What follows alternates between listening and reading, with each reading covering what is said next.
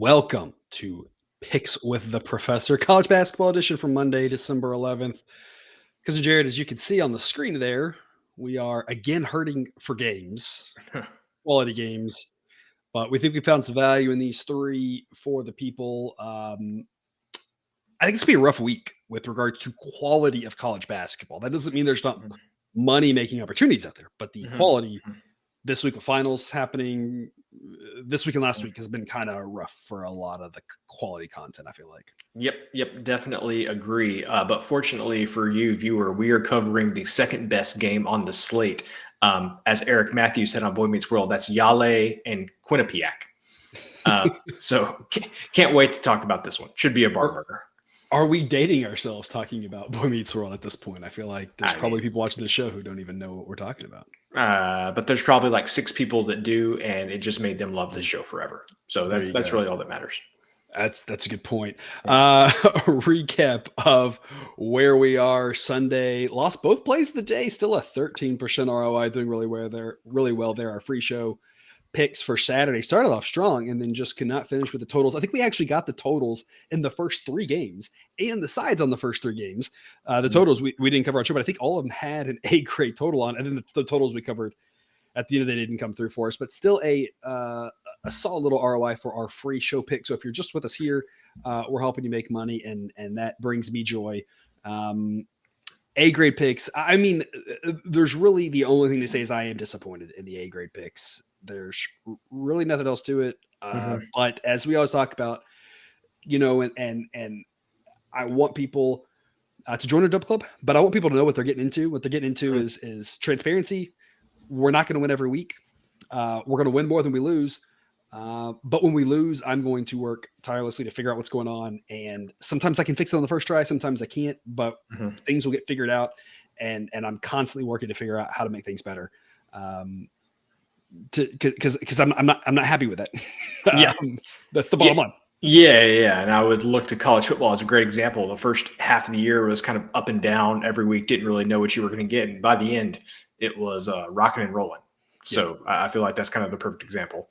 It really is, and that's kind of what we're doing right now. And I'm very disappointed personally in this, and it has, I don't want to say cost me some sleep because I get such little sleep that when I do go to bed, I'm out like a light, thankfully.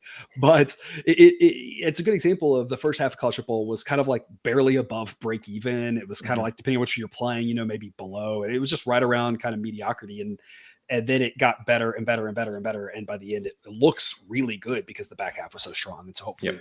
hopefully we do the same thing here again. I'm working to make that happen. And so that's what you're getting into with us in the Dub Club. It's not going to be perfect. You're not going to get, there's no guaranteed winners. If you're looking for guaranteed winners, A, they don't exist, but B, good luck finding them.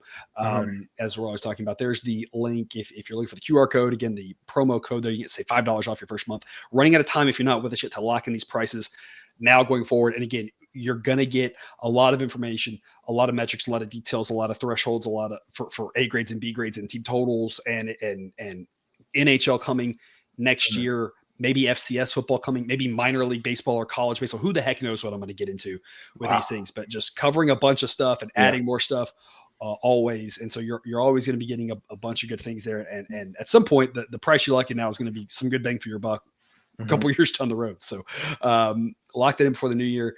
For both the current pricing forever, your price never goes up if you're in by the end of the year, and $5 off your first month there with that QR code. But otherwise, we'll get to it here, starting off with one of the stronger games of the night here in Yale and Quinnipiac. Quinnipiac 72. Sideline has them ranked 249th though, so doesn't really believe in that 7-2. Thinks it's pretty soft. Yale's only 6-5, but Sideline has them ranked 95th. Playing a much tougher schedule. Model thinks Yale's the better team on the road. Should be favored by a decent bit. They are favored by a decent bit, which means for the where the number is now, there's not really any value on the side, whether it's Yale money line or spread, or Quinnipiac money line or spread. And again, we've talked about feeling like we can find value with some money lines, and that's really if the price is there for us. The price is there for us here on the side, at least as of right now. But the total offers some value potentially. The market has this at 146. Sideline projects more in the upper 140s, closer to 150. You do have a strong difference of paces here. Yale wants to play very fast. It should be very slow. Quinnipiac wants to play very fast. Otherwise, the other reason this could have a lot of points, because in Jared, both offenses are markedly better than both defenses. Yep. So that could be one reason why the over makes a little bit of sense here. But realistically, the average college basketball games in the mid 140s now. The market having this at 146 to me is a miss because it implies that we're going to be close to average, but not sure what the pace will do. But the offenses are good enough. This feels like a game that should get, on average, more towards 150 than the mid 140s. Because, Jared, what are your thoughts? Yep, we've talked about it all season that it's easier to get a team to go faster. In this case, getting Yale to play a little bit faster. I think that's what Quinnipiac will be able to do, as opposed to slowing a team down. Which apparently that's not the common conception out there. Yeah. Apparently, most people that it was easier to slow a team down. Do I have years and years of data to back this up? No, but do I have hundreds and hundreds of games this season to back up what I'm saying? Yes, I feel like yes, I do. And so I think that this Towson UMBC, a great example of it on Saturday. Yes, when you had a battle of paces. Yes, Towson, slowest team in the country by an easy margin. And how many points did they score? 83, 80 something, 90 maybe. Yeah, I don't know. Whatever. That's all you need to know. Yeah, that's all you need to know. So I believe that this game is going to be an above average pace. And then when you look at that, like you mentioned, Quinnipiac, very respectable offense. Yale, look at that. Yale, top 100 in the country overall. Pretty good team for the Ivy League. Definitely, this is a team to watch as we get into conference play and on Fridays on some short slates. Yale going to be a team to watch there. But yeah, this Yale offense is really good. And I think they are going to be able to kind of have their way with this Quinnipiac defense. So I think we're going to have an above average pace game. And I think that Yale offense is definitely going to be able to put up some points. We do have 2 A-grade unders for our people over on Dub Club. No unders on today's show, but we do believe in unders as well. No A-grade overs at the moment on Dub Club. So the 2 strongest total picks of the day are unders, but this one we think should go over. We typically have a pretty good mix of both overall. And I know, viewer, you may be thinking that doesn't seem right because we had 3 overs on Saturday's slate, and then we're going to have 2 more here today. But there are unders out there. It's just what we're deciding to talk about isn't necessarily always the under. Yeah, Cousin Jared, I don't know exactly. I can't tell you exactly why the theory is so strong about it's easier to slow a team down than speed a team up. It could be around the fact that you can't make a team, shoot earlier in the shot clock. And there's a possibility that defense is played a little bit differently and we're focusing more on offense and just times have changed, et cetera, et cetera. You can't make a team shoot early in the shot clock, but you can give them a wide open shot. And if you're playing quick enough, and weak enough defense or whatever it may be, teams aren't passing up good looks. And that's what happens with a team like Towson playing UMBC. And we've seen example after example after example of in this current climate of college basketball, the faster team pace usually wins out. And that might not have been true 5 years ago, 10 years ago. I don't really know. I didn't watch a lot of college basketball 10 years ago. But the data that we have indicates that the faster team pace tends to win out because of whatever quality the team's getting, fear of, we don't want to get into the half court against this team or whatever it may be. Yeah. And so Yale's offense is definitely good enough to take advantage of that. They don't, if Quinnipiac's offering a good look early on, they can take advantage of that, score a lot of points. So we like the over in that one. 7:30 p.m. Eastern, Alabama A&M and Samford. Cousin Jared, I don't know if this is a game that, you had on your radar to talk about. Alabama A&M, obviously not a very strong basketball program. Samford, 7-2. Sideline has them ranked 102nd. I feel like they've kind of snuck up on the radar here. Pretty good little offense. A decent defense, pretty similar to the Yale team that we just talked about. At home, they should have their way with Alabama A&M. Nobody's denying that. The only question is how much are they going to win by? Sideline says on average they win by 21 points. So we're going to lay the 17.5 as a B grade. It's hard to get to A grade territory out here without just having a ton of differential between the model and the market. And the reason why has to do with conditional probability. And I don't need to get too much into the weeds, but the bottom line is, and I think, viewer, you can probably understand this, that the further away you get from zero, the more reasonable possible outcomes you get. That kind of diminishes the value of each point just a little bit. Not a lot, probably not as much as you may be thinking, but it diminishes it enough where the same differential out here in this part of the world is worth a little bit less than closer to zero. So a strong pick on Samford here, just only B grade value. So what that means is we're just going to risk a little bit less on it just because the backdoor possibility, weird things can happen, et cetera. Samford should win, we think, by a lot. Cousin Jared, what are your thoughts? Yeah, so this is something that I had known. I mean, as somebody who followed totals as closely as I do, that the overs had been doing well this year. But basically, if the way that they're calling fouls now, or not calling fouls, depending on however you want to look at it, it's really benefiting teams with good offenses in my mind, and penalizing teams with bad defenses. And feel like this is a perfect matchup to exploit that in Samford, who has a really good offense, and Alabama A&M, which has a bad defense. And both teams, play at an above average pace. And so I think there are going to be a multitude of opportunities to exploit, that difference between Samford's offense and Alabama A&M's defense. And so that's why I want to lay the 17.5. I think I have a difficult time with college basketball because it's just not in my nature to want to lay a bunch of points. And that's why we've done so well with the dogs in college football. It's why we've not the only reason, but one of the reasons we've done well in baseball is because we are not afraid to hold our nose and take the A's plus 275 against Tyler Glasnow, or A's plus 150 first five when Blackburn's on the mound against anybody. Good times. Yeah, very, very good times. And I'm just conditioned to not like to take favorites. But college basketball, that's what has been best, maybe as far as sides go, is lay points with the good teams. And relative to Alabama A&M, Samford is a very good team. And I'll add to that point, the flip side of that is Alabama A&M's offense is bottom 10 in the country, and will not be able to get the same benefit of the rule changes to allow them to score as much, which is going to help lengthen that margin of victory out. That the same thing we're talking about is going to benefit Samford and get them a bunch of points. Alabama A&M isn't really built to take advantage of that because their offense isn't very good.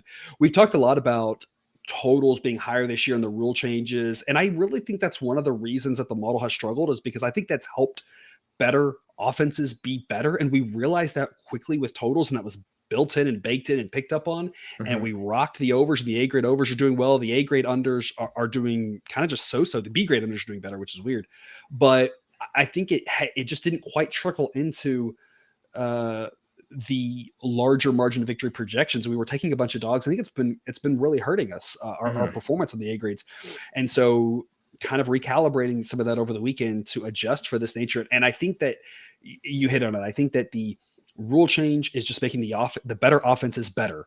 Well, we know that gets you more points. And what it does is it also makes bigger blowouts, because the model's built on years of data of back when you were kind of more consistently in the totals of the upper 130s and you could muck games up, taking 25 points with a team was usually a pretty decent value unless they were just terrible. But these days, taking 25 points with a team is not that, is not been that good. If that's been for the better year, you probably really struggled.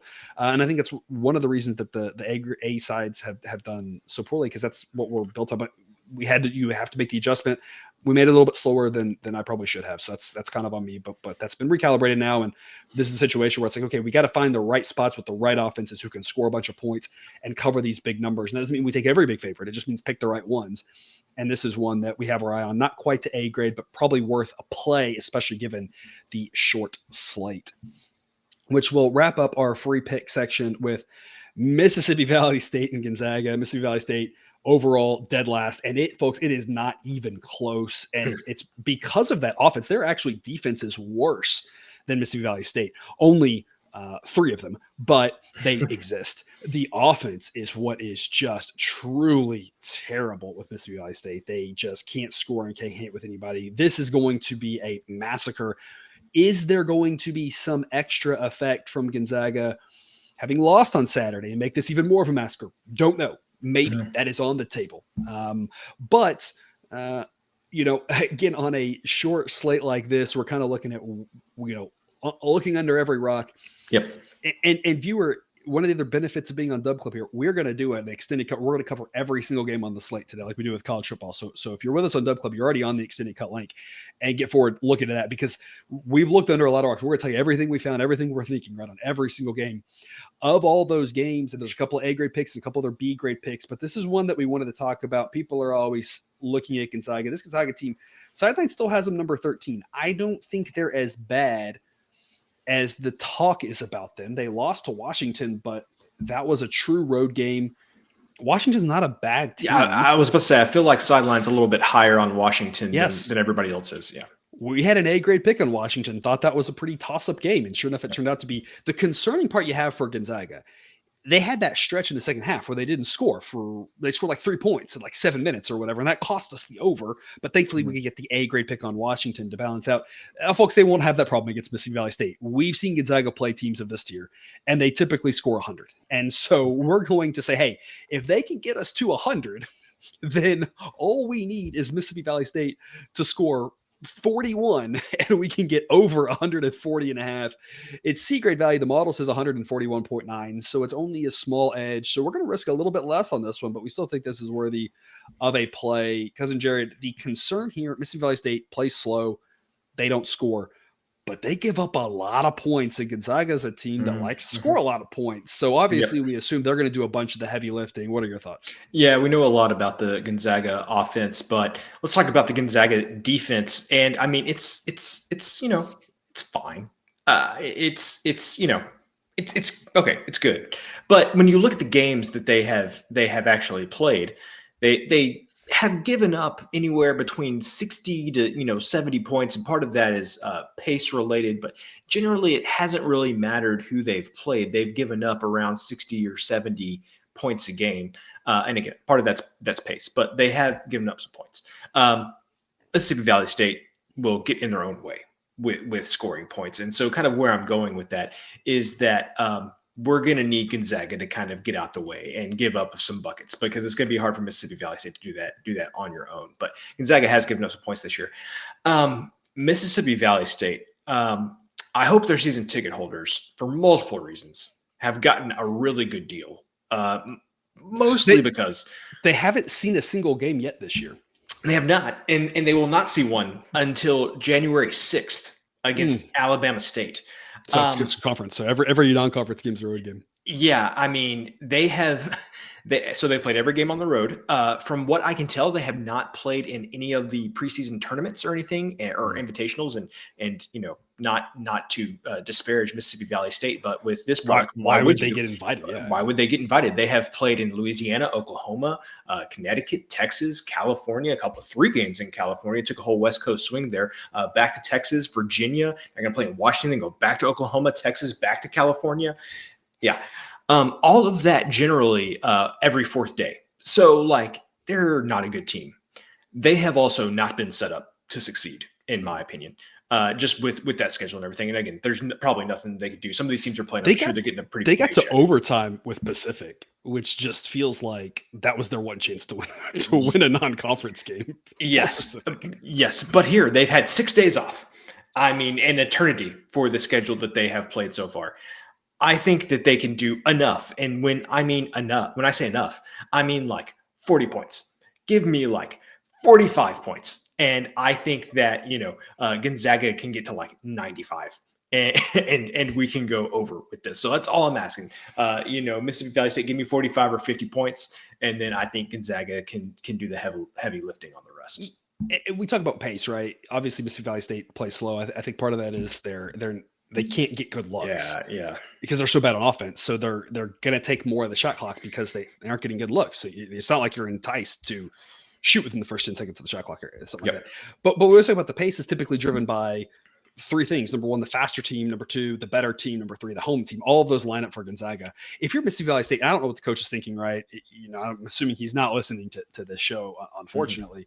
Or actually, probably that's a good thing because we don't want any violations of any kind, any law breaking. But you have to assume your game plan on this is just run and gun and have fun, because if you try to what are you going to do to Gonzaga with the athletes they have? You're not going to slow them down. You're not going to get into a half court game and dominate. Like, that. So like, yeah, it just seems like a game where you just roll the ball and have fun. Right. And they yeah. did that against UConn and they got thumped. That game got to 140 and Yeah. Gonzaga plays a little faster than UConn, maybe a little bit better offense, a little bit weaker for defense, I guess. I don't know.